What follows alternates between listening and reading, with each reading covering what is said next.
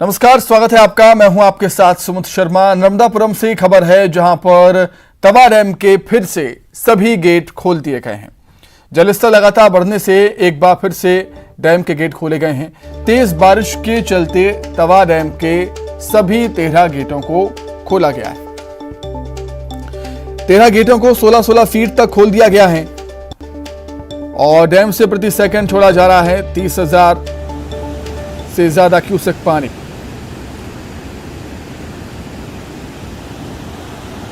Dam के catchment area में हो रही भारी बारिश के चलते इनफ्लो बढ़ गया है और नर्मदा नदी का जलस्तर 940.80 फीट पर पहुंच चुका है। ये तस्वीरें देखिए, तवा डैम की ये तस्वीरें हम आपको दिखा रहे हैं। 13 गेटों को खोल दिया गया। तवा डैम के सभी गेटों को खोल दिया गया है। एक बार फिर से खोला गया है। 13 गेटों को 16-16 फीट तक खोला गया है, जिससे 30,000 से ज़्यादा क्यूसेक पानी प्रति सेकंड डैम से छोड़ा जा रहा है। डैम के कैचमेंट एरिया में लगातार हो रही भारी बारिश के चलते इनफ्लो बढ़ गया है। और बात हम करें नर्मदा नदी के वाटर लेवल की, तो नर्मदा का जलस्तर 940.80 फीट पर पहुंच चुका है। अभी आपको ये तस्वीरें हम दिखा रहे हैं। मौसम भी बारिश का है, बादल छाए हुए हैं, भारी बारिश लगातार हो ही रही है और आने वाले दिनों में भी भारी बारिश की आशंका है। तो मध्य प्रदेश के अधिकांश हिस्से ऐसे हैं जहां पर जोरदार बारिश का दौर लगातार जारी है। अधिकांश डैम लबालब हो चुके हैं, नाले नदियां उफान पर हैं और बारिश का दौर इतना ज़्यादा है कि आप देख सकते हैं कि एक बार फिर से तवा डैम के 13 गेट खोल दिए गए। हजारों क्यूसेक पानी छोड़ा जा रहा है। नर्मदा का जलस्तर 940.80 फीट पर पहुंच चुका है। तो नर्मदापुरम संभाग में जोरदार बारिश का दौर लगातार जारी है। मौसम अभी भी बारिश का ही वहां पर बना हुआ है। पिछले कई दिनों से भारी बारिश यहां पर हो रही है और आने वाले दिनों में भी बारिश होगी। 18 अगस्त तक भारी बारिश की आशंका है, भारी बारिश का अनुमान है। मौसम विभाग ने अनुमान जताया है कि 18 अगस्त तक यूं ही बारिश होती रहेगी। और डैम के गेट खोलने के बाद नदी के किनारे बसे गांव में अलर्ट भी जारी कर दिया गया है। तो एक बार फिर से तवा डैम के गेट खोले गए हैं। सभी 13 गेट खोल दिए गए हैं तवा डैम के और इन गेटों को 16-16 फीट तक खोला गया है और प्रति सेकंड डैम से 30,000 से ज़्यादा क्यूसेक पानी छोड़ा जा रहा है। डैम के कैचमेंट एरिया में लगातार भारी बारिश के चलते इनफ्लो बढ़ गया है।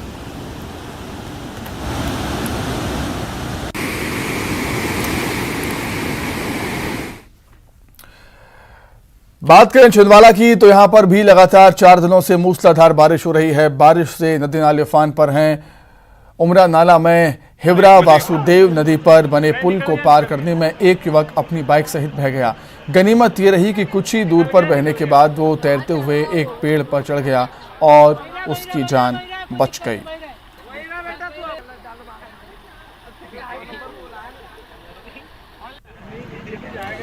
छिंदवाड़ा में भी लगातार 4 दिनों से मूसलाधार बारिश हो रही है।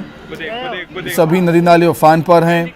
आप तस्वीरों में देख सकते हैं कि किस तरीके से पुल के ऊपर से पानी बह रहा है। पानी का तेज़ फ्लो है, लेकिन फिर भी बाइक सवार युवक इसे पार करने की कोशिश करता है और उसे पुल को पार कर नहीं पाता और बीच में ही वो पानी के तेज़ बहाव में बहने लगता है और कुछ ही दूरी पर बहने के बाद वो तैरकर एक पेड़ का सहारा लेता है, पेड़ पर चढ़ जाता है और किसी तरह उसने अपनी जान बचाई।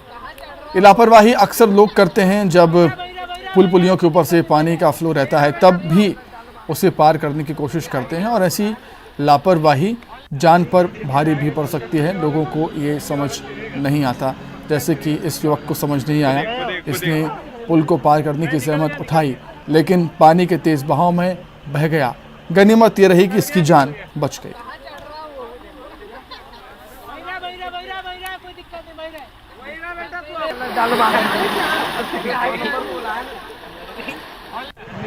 जाएगा पक्का, पीछे वाला ना, पीछे वाला चलेगा, पक्का चलेगा पीछे वाला। वो देख मैं निकल गया निकल गया।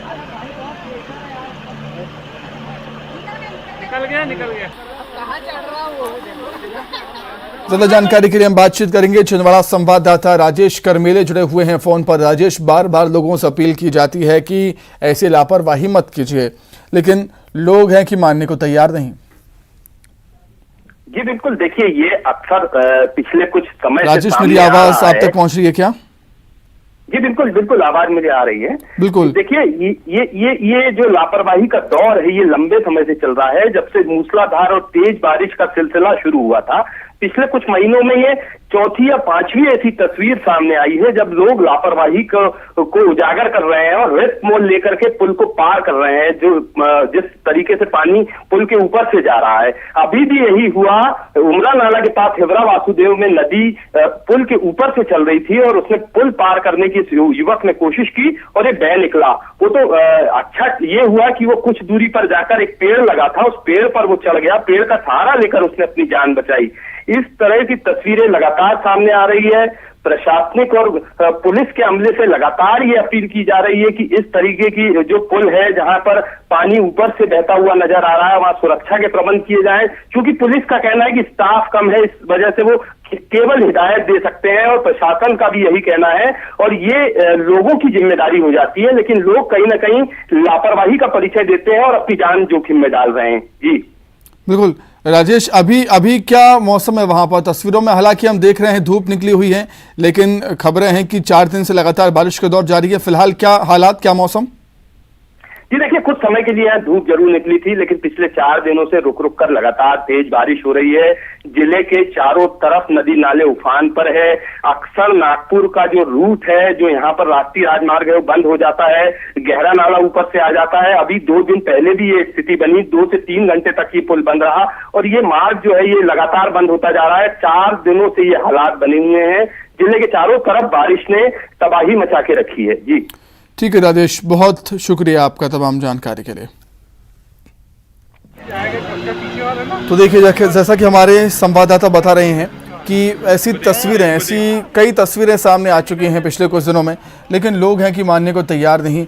बार बार लोगों से अपील की जाती है कि ऐसा बिल्कुल भी मत कीजिए, क्योंकि ऐसी छोटी सी लापरवाही भारी पड़ सकती है। थोड़ा रुकिए, जल स्तर कम होने दीजिए, लेकिन लोग हैं कि मानने को तैयार नहीं है। इतनी जल्दी में रहते हैं कि उफनते नाले को पार करने की कोशिश करते हैं और ऐसे हादसे उनके साथ हो जाते हैं।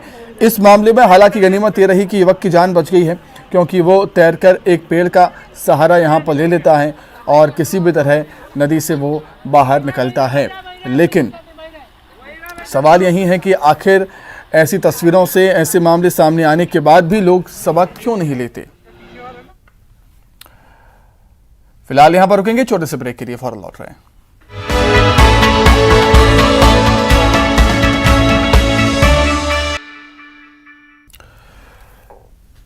आइए अब देखते हैं आजादी की 100 तस्वीरें। आजादी की 75वीं वर्षगांठ के जश्न में डूबा देश, पीएम मोदी ने लाल किले पर फहराया तिरंगा। पीएम मोदी ने लाल किले की प्राचीर से 9वीं बार फहराया तिरंगा, देशवासियों को दी आजादी के अमृत महोत्सव की शुभकामनाएं। स्वतंत्रता दिवस के मौके पर लाल किले पहुंचे पीएम मोदी, झंडा फहराने के बाद पीएम मोदी ने ली परेड की सलामी। पीएम मोदी को लाल किले पर दिया गया गार्ड ऑफ ऑनर, झंडोत्तोलन के बाद प्रधानमंत्री ने ली परेड की सलामी।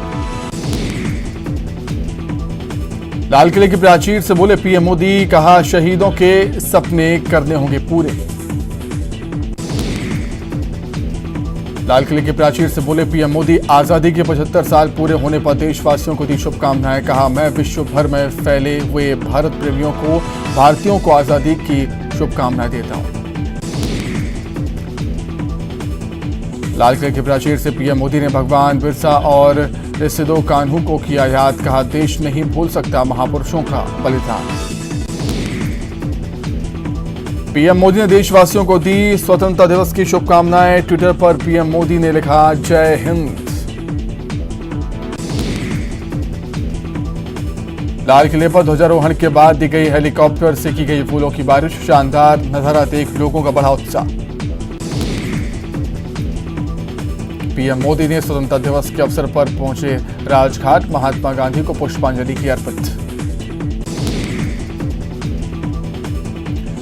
देश के नाम पहले संबोधन में बोली राष्ट्रपति द्रौपदी मुर्मू, भारत ने गरीबी और शिक्षा से लड़ी दिलाई, तेजी से हो रहा भारत की अर्थव्यवस्था का विकास। गृहमंत्री अमित शाह ने 76वें स्वतंत्रता दिवस की दी शुभकामनाएं। ट्वीट कर कहा, 75 साल की उपलब्धियों पर गर्व करने का दिन। रक्षा मंत्री राजनाथ सिंह ने स्वतंत्रता दिवस के अवसर पर अपने आवास पर फहराया तिरंगा।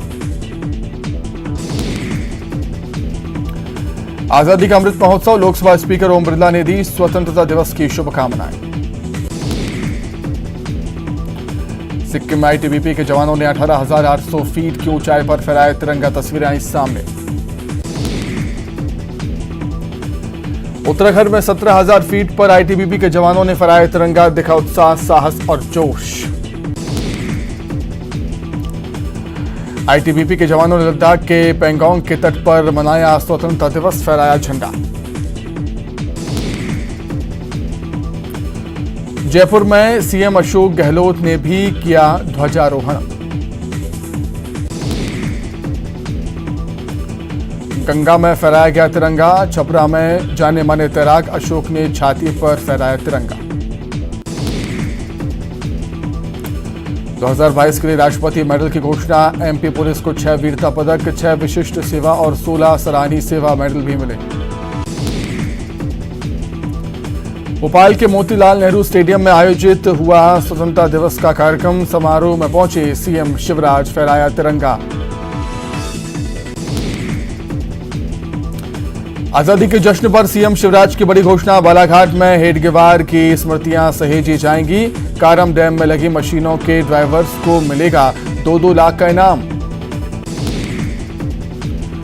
आजादी के 75 साल पर जश्न। रायपुर में मुख्यमंत्री भूपेश बघेल ने किया ध्वजारोहण। सीएम भूपेश बघेल ने ली परेड की सलामी। तो इसी के साथ ही फिलहाल इस बुलेटिन में इतना ही। खबरें लगातार जारी है। नमस्कार।